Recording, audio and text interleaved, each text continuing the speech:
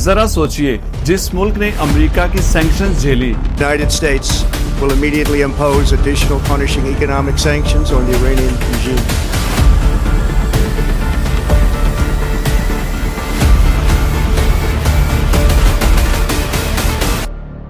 Israel के pressure के बावजूद अपनी पॉलिसीज नहीं बदली। Iran has never given up its quest for a nuclear weapon. Who will be the first to achieve nuclear weapons? From there, it's only a few months, possibly a few weeks. Iran could produce a nuclear weapon in a very short time. An initial device within months. और 40 साल से अपनी एक ही अलग राह पर खड़ा है, वहां अचानक इतने बड़ी बगावत कैसे?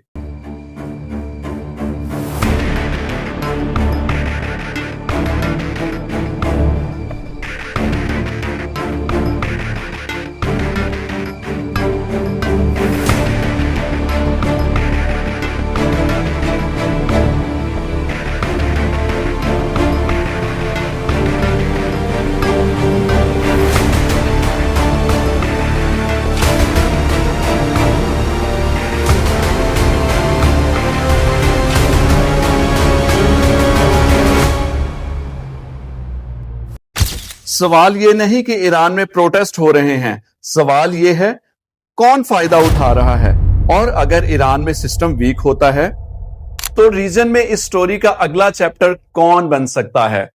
ईरान को समझने के लिए सिर्फ आज का ट्विटर ट्रेंड देखना काफी नहीं।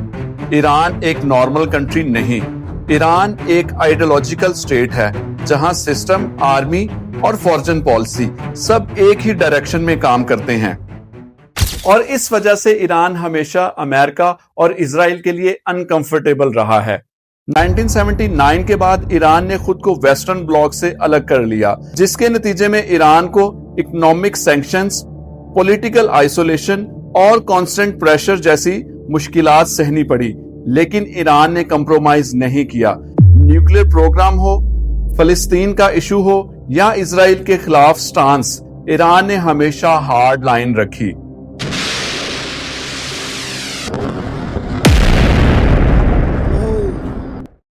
और जब कोई मुल्क आपके एजेंडा पे ना चले तो फिर उसके अल्टरनेटिव होता है इंस्टेंट इंस्टेबिलिटी।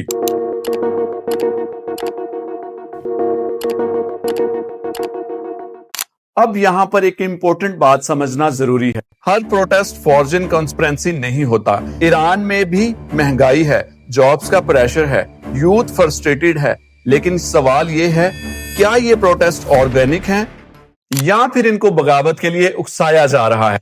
अमेरिका और इजराइल का इसमें क्या रोल है? वो काम करते हैं नैरेटिव से, सैंक्शन से, मीडिया प्रेशर से और डिजिटल वॉरफेयर से। डोनाल्ड ट्रंप ओपनली कह चुका है कि ईरान का सिस्टम चेंज होना चाहिए, और अपने ट्विटर में मजीद कहा कि ईरानी अपना एहतजाज जारी रखें। By the way, to all Iranian patriots, keep protesting, take over your institutions if possible, and save the name of the killers and the abusers. And all I say to them is help is on its way. ये कोई secret बात नहीं, ये official statement का हिस्सा है। अगर Iran कमजोर होता है तो अमेरिका और इजराइल को इसका क्या फायदा होगा? इजराइल का सबसे बड़ा थ्रेट कम होता है, मिडल ईस्ट में पावर बैलेंस शिफ्ट होता है, न्यूक्लियर प्रेशर डाइल्यूट होता है, और अमेरिका के लिए सैंक्शंस का ऑब्जेक्ट पूरा होता है। चाइना, रशिया ब्लॉक को झटका लगता है। Currently the largest buyer of Iranian oil. In fact, as of 2025, China imports around 90%. I repeat, 90% of Iran's total oil export. Then Russia will lose this power. Why? Because Iran holds the second largest natural gas reserves in the world. यानी ये सिर्फ Iran का मसला नहीं, ये global chess board का move है। अब आते हैं हमसाया ममालिक पर। पाकिस्तान और ईरान का बॉर्डर सिर्फ एक लाइन नहीं, ये स्ट्रेटेजिक डेप्थ है।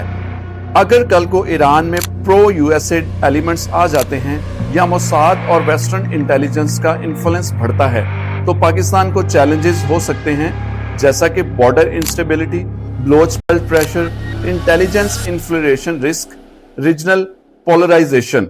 इसका ये मतलब हरगिज नहीं कि इजराइल डायरेक्ट पाकिस्तान के बॉर्डर पे आ जाएगा, लेकिन जियोपॉलिटिक्स में इनडायरेक्ट एक्सेस भी डायरेक्ट थ्रेट होता है। ईरान के प्रोटेस्ट को सिर्फ एक एंगल से देखना नाइंसाफी होगा। ये ना सिर्फ पब्लिक फ्रस्ट्रेशन है और ना ही सिर्फ फॉरेन एजेंडा, ये दोनों का मिक्स है। और पाकिस्तान के लिए सबसे बेहतर चीज ये है कि ईरान स्टेबल, स्ट्रांग और इंडिपेंडेंट रहे, क्योंकि जब पड़ोसी कमजोर होता है तो प्रेशर सिर्फ उस पर नहीं, पूरे रीजन पर आता है। अगर ये वीडियो आपको अच्छी लगी तो लाइक, कमेंट और शेयर जरूर कीजिएगा।